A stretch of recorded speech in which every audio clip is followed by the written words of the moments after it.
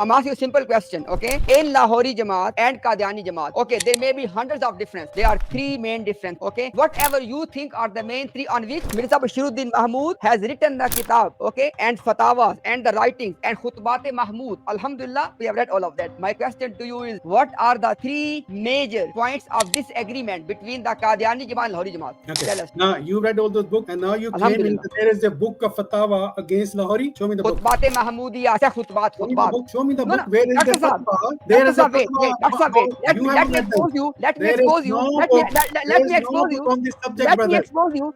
Everyone knows, and everyone, and your smile is quite telling as well, that one difference is Qadiani Jamaat considers that those who rejected Mirza Sahib, they are kuffar, and Lahori Jamaat disagrees with them on this point. This is one of the major disagreement. Major one is on the Ismuhu Ahmad, who is the implementation of Ismuhu Ahmad. Lahori Jamaat, and they differ. And the third point is also that is Mirza a Nabi or is he not a Nabi? If you don't know, I give you the first of all, it's very difficult for me even to imagine that you are not lying in this moment, because you know these are three major points of disagreement. Was Mirza a prophet? What about those who reject Mirza Sahib? And who is the misdaq of Ismu Ahmad? Now, Lahori Jamaat and Qadiani Jamaat, this is their major disagreement. Lahori Jamaat does not say that we are kuffar, but you guys say we are kuffar. Why you are lying?